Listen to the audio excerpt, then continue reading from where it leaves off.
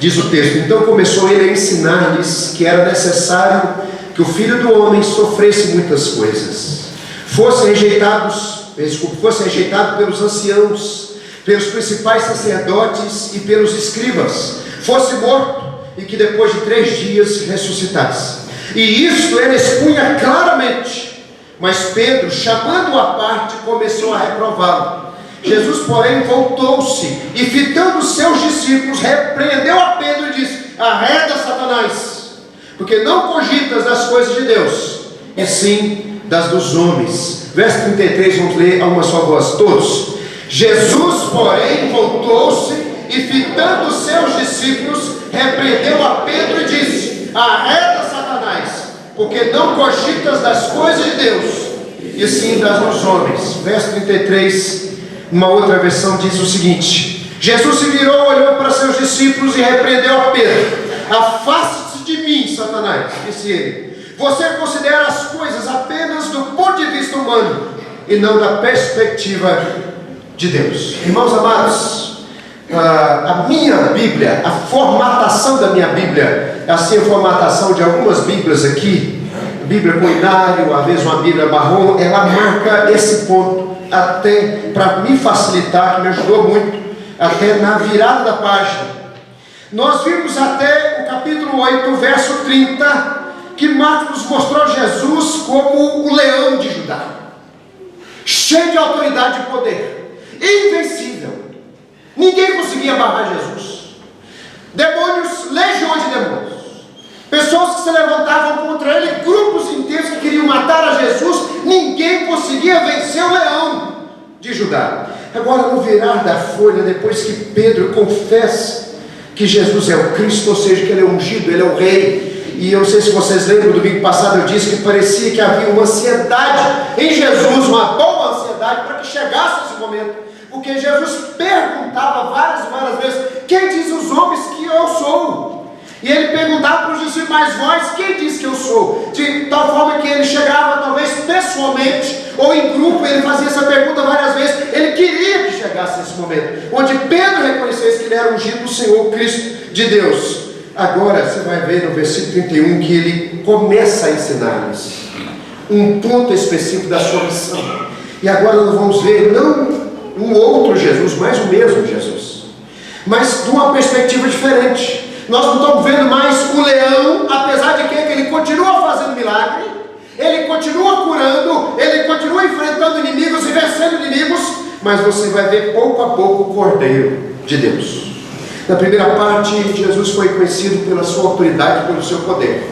Na segunda parte, Jesus é conhecido pela sua obediência, sua submissão e seu sacrifício. Primeira parte, Jesus é o leão. Segunda parte, ele é o Cordeiro. E nós vamos encerrar o Evangelho de Marcos com Jesus crucificado e ressuscitado ao terceiro dia. E esse texto faz parte de 3, só para acrescentar, de 3 momentos específicos que Jesus chama os seus discípulos e fala claramente que ele estava seguindo para Jerusalém e ele morreria na cruz, mas ressuscitaria ao terceiro dia. Capítulo 9, verso 31, capítulo 8, verso 31, capítulo 9, verso 31 e o capítulo 10, pouco mais adiante, verso 32. Então é quase fácil de decorar. 8, 31, 9, 31 e 10, 32 são esses momentos onde Jesus chama os discípulos e mostra a necessidade dele morrer na cruz. Aqui nós vamos ver então por que a morte de Jesus é tão central na missão dele. Os milagres que Jesus realizou não se comparam com a morte que ele iria sofrer. Os milagres eram demonstração de poder. A morte de Jesus era demonstração de sacrifício em favor meu e em seu favor.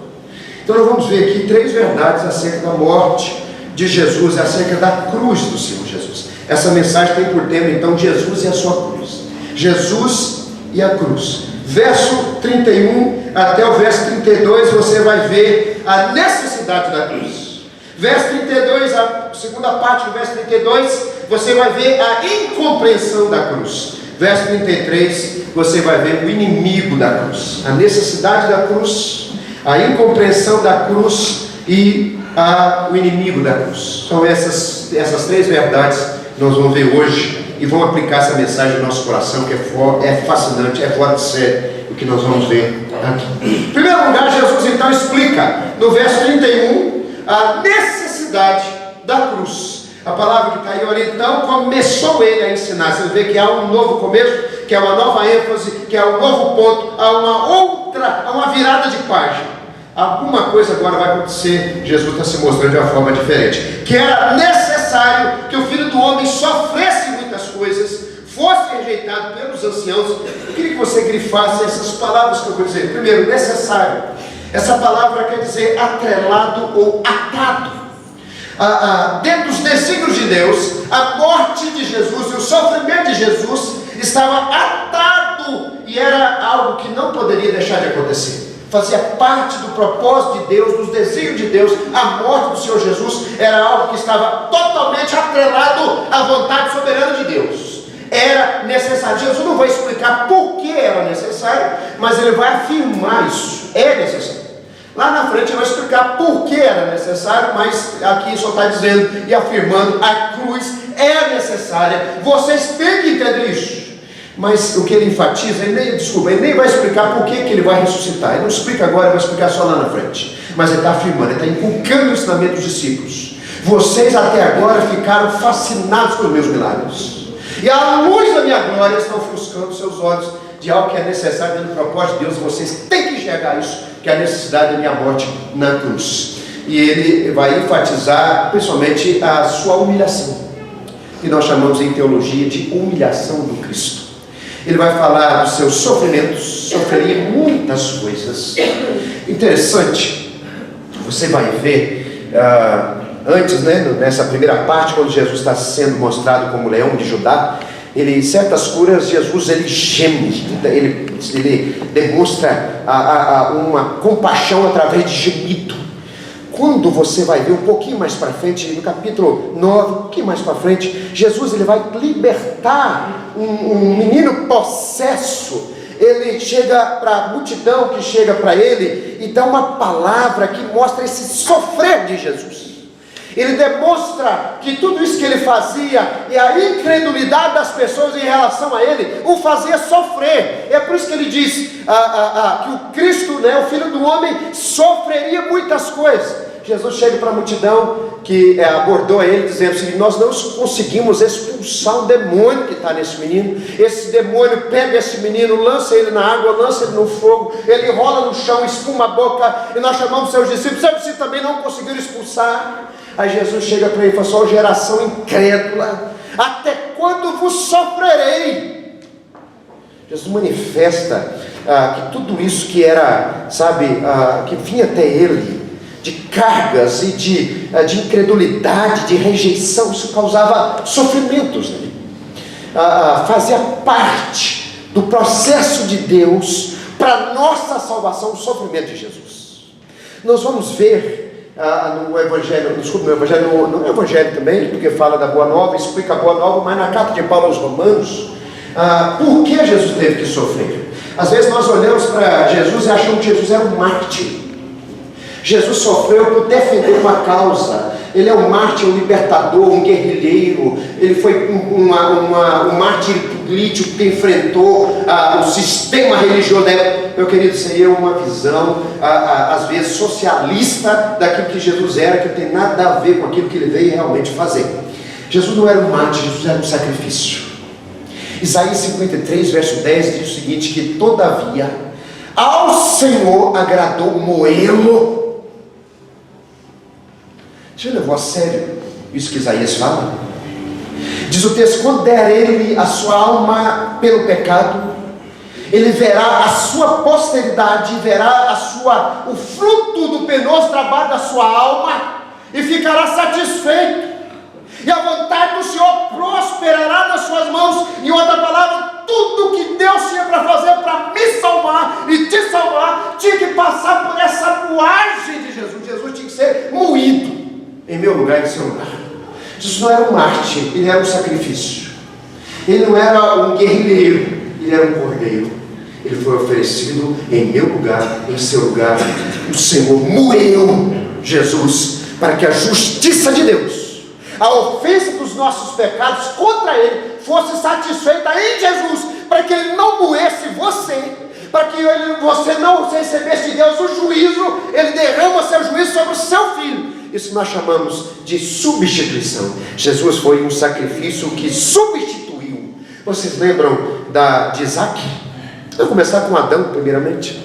Adão, ele peca contra Deus, e ele, na sua vergonha, porque se reconheceu que estava nu, ele, de forma assim tão patética, faz roupas para ele, de folha de figueira, faz umas roupas para tampar suas vergonhas.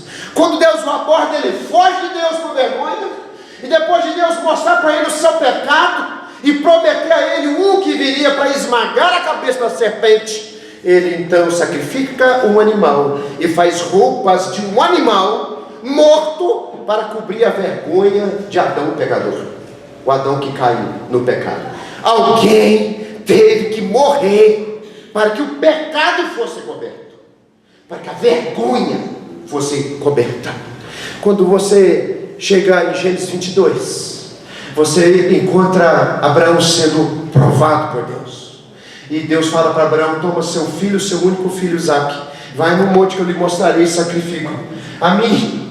E Abraão acorda de madrugada, e nós dizemos o seguinte: Abraão acordou de madrugada porque ele queria realizar a vontade de Deus, e queria também, mas Abraão acordou de madrugada porque ele não conseguiu dormir. Deus chegou para ele e falou o seguinte: sacrifica seu próprio filho. Que o pai consegue dormir com a voz do divino, a voz de Deus, falando ao coração dele: você vai sacrificar seu filho. Quem consegue? De madrugada levantou e leva então Isaque para o Monte Moriá. Chega lá na subida do morro, no topo do morro, onde foi construído o templo de Salomão, e onde estão os vestígios hoje do templo de Jerusalém, onde tem uma mesquita árabe ali no Monte Moriá. A Isaque chega para Abraão e fala assim: pai, nós temos a faca, nós temos o cutelo, temos o fogo, temos a lenha, mas onde está o cordeiro para o sacrifício? E Abraão chega para ele no ato de fé e fala assim: o Senhor proverá o cordeiro para si, para você, o Senhor proverá. Em outras palavras, Deus proverá um substituto para você. E chega então no altar, Isaque é amarrado, e Abraão chega e levanta a faca, e no coração de Abraão ele passou a faca, e Deus viu o coração dele, e sabia que Abraão, se Deus não tivesse intervido por meio de um anjo, Abraão tinha então sacrificado Isaque num sacrifício naquele altar. Deus brada do céu: Abraão, Abraão, não faças isso, eu já sei que tu me amas. E Abraão levanta os olhos. E a gente pergunta: por que Abraão levanta os olhos? Porque depois de um brado desse, a primeira coisa que Abraão fez foi: graças a Deus, meu filho vai morrer. Ele levanta os olhos e vê, preso pelos chifres de um arbusto, um cordeiro, um substituto. Deus então fala: pega esse cordeiro e sacrifica no lugar do seu filho. Ao Senhor agradou moê-lo. Ele sofreu, ele foi rejeitado, ele foi morto, para que eu não sofresse, para que eu não fosse rejeitado por Deus, e para que eu não experimentasse a morte eterna distante de Deus. E nem assim você. Jesus, ele foi a vítima substitutiva, ele foi o cordeiro que substituiu você. E era necessário passar por isso. Depois que ele fala que ele sofreria muitas coisas, ele fala que ele foi rejeitado, e ele cita pelo menos 3 classes de pessoas. Ele fala rejeitado pelos anciãos, os principais sacerdotes e pelos escribas. E o mais interessante é que essas 3 classes de pessoas representam 3 instituições humanas. Jesus, ele foi rejeitado por todos, e na cruz ele recebeu o cumprimento de toda a rejeição. Quando Deus Pai olha para ele e diz o seguinte: eu te desampararei, você vai experimentar o meu inferno, porque inferno é o desamparo de Deus. E Jesus responde para o Pai dizendo: Deus meu, por que me desamparou? Jesus nunca tinha experimentado. Experimentar o desamparo humano ele experimentou o tempo todo. Agora experimentar o desamparo divino só na cruz, para que eu nunca mais fosse desamparado e a graça dele fosse permanente sobre mim. Oh Deus maravilhoso, Deus bom. Era necessário. Ele foi rejeitado pelos anciãos. Os anciãos eram o poder do povo de Israel. O povo de Israel não tinha rei, era governado por anciãos, desde quando voltou da Babilônia. Esses anciãos rejeitaram o Senhor. Esses anciãos dominadores do poder, do governo, disseram: não queremos Jesus, rejeitamos a Jesus. Eu queria abrir um parênteses para dar uma orientação à igreja. Nós estamos no ano de eleições. Nesse ano de eleições nós temos possivelmente 3 candidatos que são considerados cristãos, 3. E muitas vezes os evangélicos ficam assim, ficam animados com a possibilidade de ter um desses 3 candidatos cristãos no governo, como se o Brasil fosse tornar uma igreja. Deixa eu falar uma coisa para você, querido: não se iluda com isso, porque Jesus foi rejeitado pelo governo dos anciãos. Sabe por quê? Porque o governo trabalha numa base diferente daquilo que é o reino de Deus. O reino de Deus é por meio de serviço e amor. Governo é por meio de poder e dominação. Deus queira que nós tenhamos um presidente ou uma presidente temente a Deus, mas nem por isso você espere o reino de Deus nesse mundo. Sabe por quê? Porque a igreja foi colocada na terra exatamente para ser consciência do Estado. E quando o Estado está errado para com Deus, a igreja diz: conserta, porque vocês são instituição divina, vocês têm que servir a Deus. Agora, reino de Deus na terra, jamais. Nós podemos ter paz e tranquilidade, como Paulo manda orar pelas autoridades, para que nós vivamos vida tranquila e cheia de paz. Que Deus nos dê dias de paz e prosperidade e bênção em qualquer que seja o governo que assumir. Mas não espere que nós vamos virar uma igreja brasileira, porque não haverá isso. Jesus foi rejeitado pelo governo dos seus dias, e ele nunca será aceito num governo que quer governar sem ter Jesus como padrão, como exemplo. Jamais. Porque esse governo corrupto jamais vai querer servir o povo brasileiro como Jesus serviu. Jamais. Jesus foi rejeitado pelos sacerdotes. Ele foi rejeitado pela religião. Ele foi rejeitado pelos patrões do culto. Você já viu? Deixa eu falar uma coisa aqui para vocês. Você já viu quando nós vamos falar de culto, quanta polêmica às vezes surge. A IPB estava reunida em Supremo Conselho exatamente para tratar de culto. Culto, se mulher pode orar no culto, se mulher pode pregar no culto, se mulher pode falar no culto. Sabe por quê? Porque quando nós perdemos Jesus de vista, o culto se torna um lugar onde tem pessoas que formatam o culto de acordo com eles. Aqui nessa igreja o culto tem que ser desse jeito. Aqui na outra igreja o culto tem que ser desse padrão. Aqui nessa igreja a tradição, o culto é assim. Quando Jesus esteve entre nós, os donos do culto disseram: nós não queremos ele. Os sacerdotes disseram: nós não queremos ele. E Jesus falou também que ele seria rejeitado pelos escribas. Sabe quem são os escribas? Escribas são os teólogos. Sabe que existe dentro da igreja cristã pessoas que se consideram cristãos, mas na sua base de fé não tem lugar para Jesus. Estava conversando com o esposo dessa amada irmã Veranice, que vai estar conosco no nosso retiro, o Leandro, e eu falando sobre essa questão, quanto que Jesus está distante da pregação de muitos teólogos, pastores, preletores. Jesus não é apenas um apêndice. Quando quer falar alguma coisa bonita sobre amor, ele fala sobre Jesus, como Jesus fosse um tema da Bíblia. Jesus é o centro da Bíblia, ele é o nosso Salvador. Tudo que nós queremos crer, temos que crer e viver parte dele. Eu vivo tirando dele, eu vivo a minha vida da essência dele. Ele não é uma historinha para mim acreditar junto com as histórias de Moisés, Abraão, Isaac. Não, ele é o meu Senhor vivo e ressurreto. Ele habita em mim, ele é o Senhor da minha vida, ele me chamou, eu o conheço, e mais, ele me conhece por completo. Aí ele disse o seguinte: pastor Juliano, já cansei de ir em igrejas, quando os pastores pregam, eles não pregam sobre Jesus. Sabe por quê? Porque quando Jesus é perdido de vista da igreja, a igreja vai passar a pregar qualquer outra coisa. Vai pregar como nós estamos vendo hoje, esse evangelho centrado no gosto da pessoa? Vai passar a pregar coisas para atrair gente para a igreja? Vai passar a pregar prosperidade para poder tirar dinheiro dos outros? Sabe por quê? Porque Jesus foi perdido de vista. Porque Jesus não é mais o centro dessa igreja, não é mais o centro da pregação. O púlpito não tem mais Jesus. O púlpito tem alguém que quer, como Arão, satisfazer a idolatria de um povo, de uma gente que não quer nada com Jesus. Queria te falar uma coisa para você, por favor, em nome de Jesus, me receba essa palavra, porque essa palavra pode fundamentar a gente em tempos difíceis que a gente pode passar, tá? Não há vida cristã sem a cruz. Se a cruz não é o centro da nossa vida e da igreja, nossa religião não é a religião de Jesus. Se nós estamos vindo para a igreja e queremos servir a Jesus por nós, ou por nossos desejos, ou por nossos propósitos, ou por nossos planos, nós não somos discípulos de Jesus. Discípulo de Jesus é chamado a tomar sua cruz e seguir após Ele.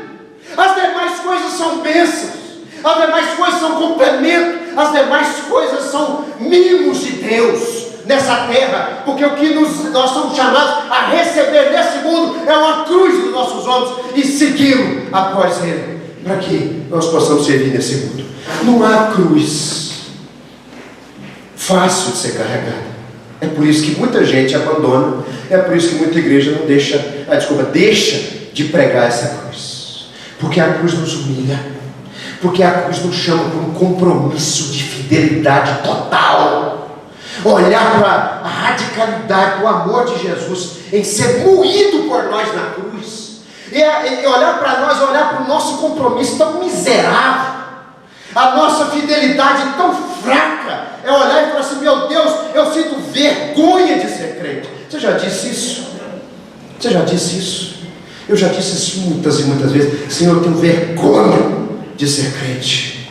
Sabe por quê? Porque o meu compromisso é tão fraco, a minha fidelidade é tão raquítica, eu preciso de mais. Aí eu tenho que olhar para a cruz e falar assim: quanto Ele me amou e o quanto eu sou chamado a amá-lo. A cruz é meu padrão. Se não houver cruz na nossa vida, se não houver cruz na nossa igreja, nossa religião não é a religião de Jesus. Nós não somos discípulos de Jesus, nós somos frequentadores de igreja, nós somos membros de igreja, nós não vamos morar no céu com Ele, porque não há salvação sem passar pela cruz.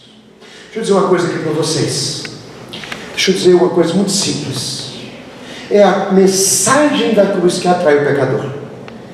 Verdadeiramente é o que atrai o pecador. Você foi convertido por causa de quê? Eu imagino que a primeiro momento pode ser que alguém recebeu um convite para participar de um culto, de uma palestra de casais, por exemplo. E lá na palestra de casais ele foi porque estava atribulado, com o casamento por um fio, e lá no meio daquela palestra de casais, ele ouve uma palavra, e ele aceita aquela palavra, e ele entende a mensagem do Evangelho, e entrega a vida para Jesus. No primeiro momento pode ser que a pessoa foi para a igreja, por algum outro motivo, a não ser essa pregação de arrependimento e de salvação. Mas o pecador, ele vem para Jesus de forma quebrantada, sem defesa, rendido, humilhado, chorando, porque ele entende que Jesus o amou, e por Ele deu a vida na cruz. Eu não vim para o Evangelho por causa de bênção, eu não vim para o Evangelho por causa de promessa, eu não vim para o Evangelho por causa de riqueza, eu vim para o Evangelho porque eu precisava de perdão, eu precisava de paz, eu precisava de salvação.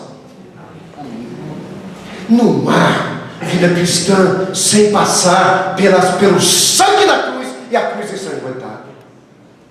Você está aqui por causa de quê, querido?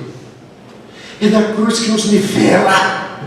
A gente para de ficar de nariz em pé e achar que nós somos o umbigo do mundo, que todo mundo tem que servir a gente, que Deus tem que servir a gente, que Deus tem que olhar para nós e agradar a gente em todos os nossos desejos. Não! Quero te falar uma coisa para você. Se Jesus foi moído para fazer a vontade de Deus, se eu for chamado para ser moído para fazer a vontade de Deus, eu não vou ser moído para salvar uma pessoa, mas eu vou ser moído para fazer a vontade de Deus. Quanta gente hoje está sendo moído para fazer a vontade de Deus, moído na alma, moído no corpo, moído na família, moído na sociedade. Quanta gente, e quantos irmãos aqui nesse momento não tem aceitação nem na família. Está sendo moído por causa de Jesus, moído por causa de Deus. Se o Senhor nos chamar para ser moído, nós seremos. Para fazer a vontade de Deus, nós faremos. Porque nós somos o povo da cruz, somos o povo de Jesus. O mesmo. Esse evangelho é uma espada que corta lá no mais profundo, mas que separa quem é discípulo daquele que não é discípulo.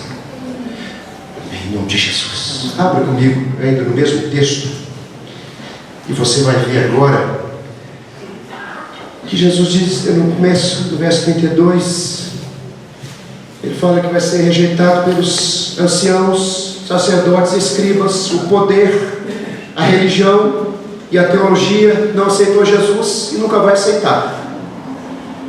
A verdadeira teologia é a pregação da cruz. A verdadeira teologia de Deus é Jesus. Depois de 3 dias ele se ressuscitaria, depois de morto. Isso ele expunha claramente. A ideia aqui dessa expressão claramente, que ele expunha abertamente e com ousadia e confiança. Aí Pedro, que tinha acabado de confessar Jesus, ele ouve Jesus falando isso, e possivelmente ele falou assim: olha, depois de ter sido o único que reconheceu que Jesus é ungido de Deus, eu devo ter algum tipo de monopólio nessa confissão. E essas palavras de Jesus está espantando muita gente. Tem discípulo que não está compreendendo. Se você for um pouco mais para frente, você vai ver que as pessoas, ao ouvir isso, posso adiantar, né? Não, depois nem preciso pregar, né? Eu tenho que continuar pregando. Aí as pessoas ouviam essas palavras de Jesus, eles eram tomados de apreensões. Eles seguiam Jesus, e Jesus falando isso abertamente, bradando e falando sem medo, com ousadia, sem temor. E as pessoas tomadas de apreensões. Pedro até olhar, começou a ver gente assim, preocupada. E Jesus está dizendo isso. Pedro repreendeu em Jesus o que nós hoje chamamos de pensamento negativo. A senhora está chegando, né? A pessoa chega e fala assim: rapaz, eu acho que eu vou passar por uma prova. Aí a pessoa chega assim: meu irmão, tira esse pensamento negativo da sua cabeça, né? Vai dar certo. Põe um pensamento positivo. Vou falar uma coisa para você: nem sempre um pensamento positivo quer dizer que você está pensando as coisas conforme a vontade de Deus. Muitas vezes, reconhecer uma fragilidade, ou reconhecer que você está passando por um momento aflitivo, é de fato reconhecer que está acontecendo, que você necessitava por algum motivo, que você necessita para quebrantar seu coração, que você entendeu que isso é consequência. Tem gente que confunde convicções com a falta de humildade, orgulho. A pessoa está passando por um momento tão aflitivo que precisava de quebrantar o coração. Mas eu não posso ter um pensamento negativo. Não, meu irmão, não é pensamento negativo, é você quebrantar seu coração. Quebrantar seu coração é uma coisa. Eu quebranto meu coração na convicção que Deus me restaura. Mas me quebrantar, eu preciso me quebrantar. Pedro falou assim para Jesus, né, como em outras palavras: Senhor, tem gente aí que está ficando apreensivo com o Senhor, está com os pensamentos negativos, o Senhor está meio depressivo. O Evangelho de Mateus conta um detalhe que o Evangelho de Marcos não fala. Se você olhar lá no Evangelho de Mateus, capítulo 16, ele diz o seguinte, no verso 17, no verso 22, perdão: e Pedro, chamando-o à parte, começou a reprovar, dizendo: tem compaixão de ti, Senhor, isso de modo algum te acontecerá, tenha pena de você mesmo. Você já viu aquela palavra assim: se você não se amar, quem vai te amar? Ai, Jesus, queridos irmãos, deixa eu falar uma coisa. Quando Jesus fala assim, amar ao próximo como nós amamos a nós mesmos, ele não está dizendo que você precisa primeiramente se amar para depois amar o outro. Pelo contrário, é porque você se ama tanto, porque você se preocupa tanto com você, para transferir esse amor para o outro. Aí a gente ainda consegue distorcer isso. Pedro falou assim: Senhor, pega leve também, né?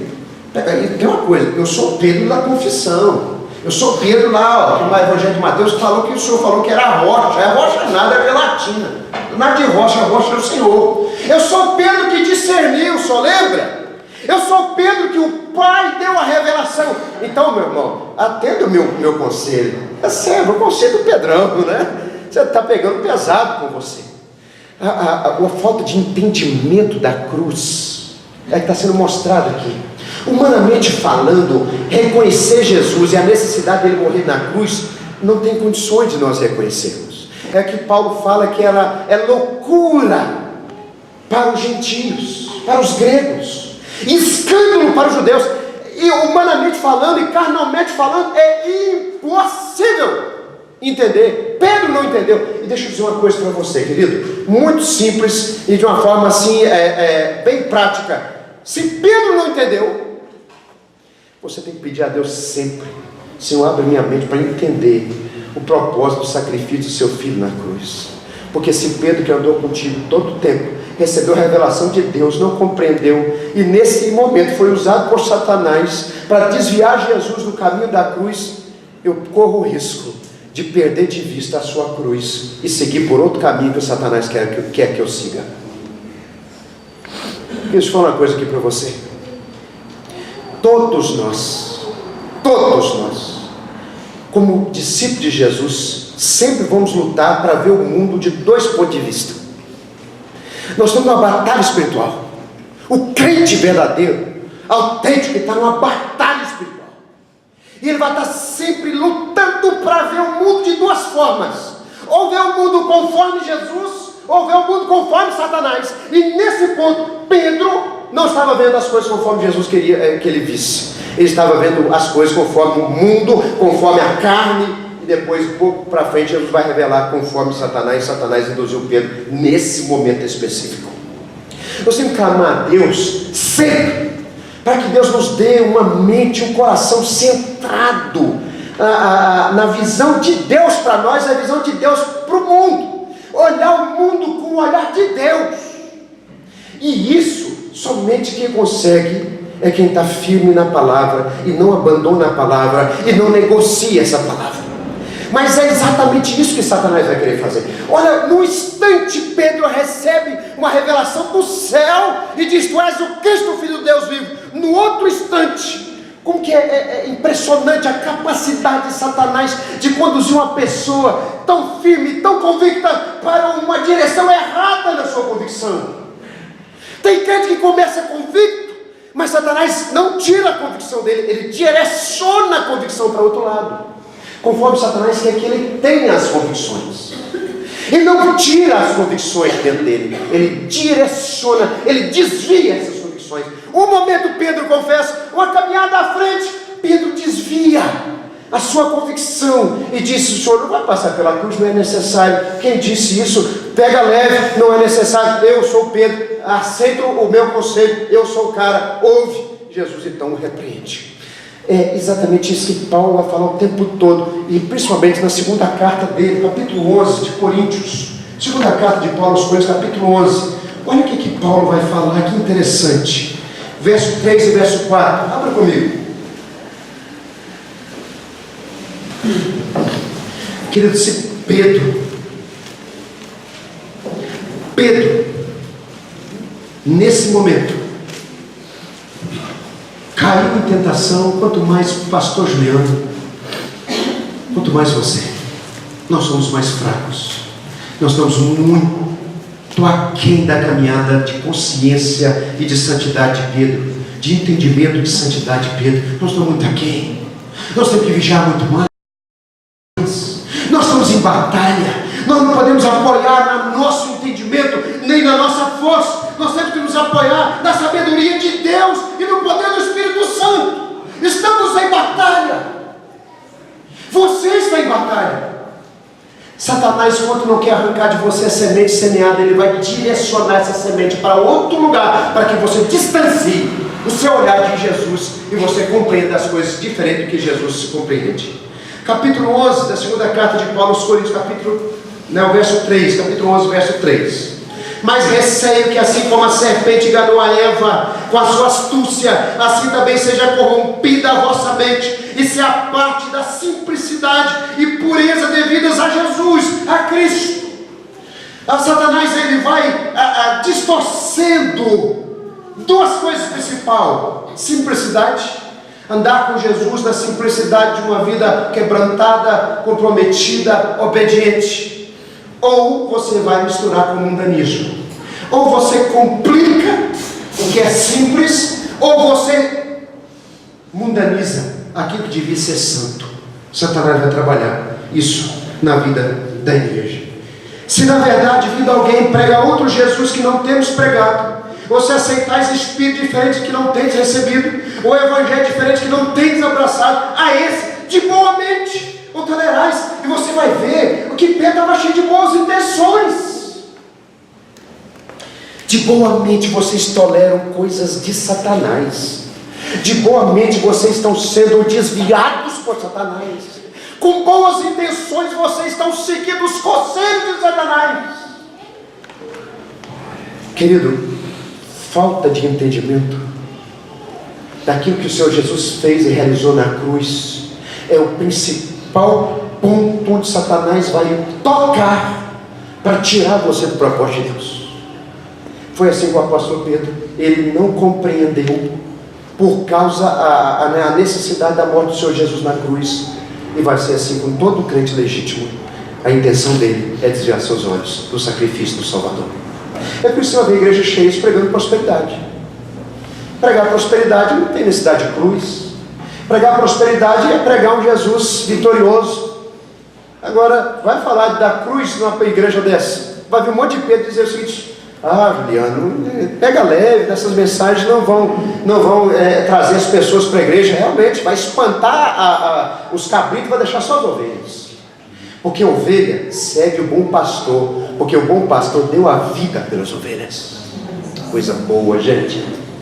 O evangelho, ele te encanta, porque o evangelho é o centro do amor de Jesus por nós. E por último, o inimigo da cruz. Sabe o que é interessante? Nós vimos a necessidade da cruz, a incompreensão da cruz, agora o inimigo da cruz. Verso 33, Jesus porém voltou-se. Esse voltar, Jesus fez um movimento assim de quase que de ira. E ele olha, ele fita os discípulos dizendo o seguinte: eu vou repreender ele, mas vocês estão tudo no meio também. E porque ele passa o olho dizendo o seguinte: presta atenção no que eu vou dizer, porque eu estou dizendo para vocês também. E o mais interessante é que Satanás, que é o inimigo da cruz, como diz o verso 33, ele não usa um outro apóstolo, ele usa a Pedro. Você já percebeu isso? Por que ele não usou, por exemplo, Mateus? Por que ele não usou próprio Judas? Porque ele usa Pedro. Você nunca percebeu isso? Nunca entendeu isso, não?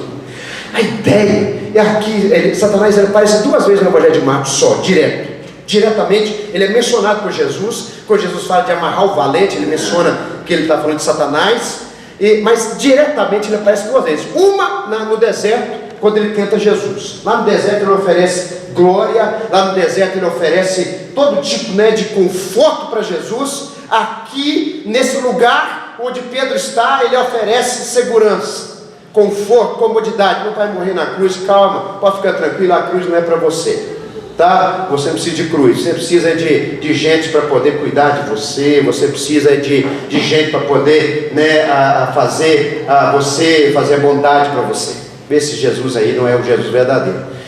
Sabe por que ele tenta exatamente Pedro? É como se ele estivesse dizendo para Jesus: esse que acabou de confessar, eu acabei de usá-lo, porque não vale a pena você dar a vida por esse que te confessa, porque eu vou fazê-lo desviar de você. Isso que Satanás está dizendo para Jesus. Quando ele usa Pedro, ele não usa os demais, porque Pedro tinha acabado de confessar Jesus. Ele está dizendo isso para Jesus: eu estou usando aquele que te confessou, eu estou usando aquele que te reconheceu. Sabe por quê? Porque é isso que eu vou fazer com a sua igreja. A sua igreja que você deu a vida, a sua igreja que você morreu por ela, a sua igreja que disse confessar, que recebe você, participa da ceia, mas eu vou desviá-los de você. Você não vai tê-los. Eu vou tirar essas ovelhas de você, que se diz o bom pastor. Esse é o inimigo da cruz. Nesse momento ele usa Pedro. Jesus usa da sua autoridade e ele repreende nesse momento Satanás, que estava por trás de Pedro, o induzindo para esse erro. ele repreende: arreda-te de mim, afasta-te de mim, Satanás, porque seus pensamentos são pensamentos humanos, carnais, seus pensamentos não são pensamentos divinos. Sabe o que é o mais interessante, para encerrar? O mais interessante é que Satanás quis ser Deus, mas ele foi reduzido a um ser que não tem mais os pensamentos de Deus. Ele tem o pensamento dessa terra, ele não vê mais as coisas da perspectiva de Deus, seus olhos foram cegados para as coisas de Deus, ele só enxerga as coisas do homem. Jesus diz: você não cogita das coisas de Deus, você cogita das coisas dos homens, você é carnal em sua natureza, você está cego espiritualmente. Pedro fica: Satanás, arreda-te de mim. De novo, eu queria encerrar dizendo para você: nós não podemos apoiar no nosso que nós achamos ou na nossa força. Nós temos que nos apoiar na sabedoria de Deus e no poder do Espírito Santo. Agora deixa eu fazer uma pergunta para você, e você vai participar da ceia agora, nesse momento, onde nós vamos louvar o Senhor e participar da ceia do Senhor. Como que você espera vencer essa batalha tão ferrenha?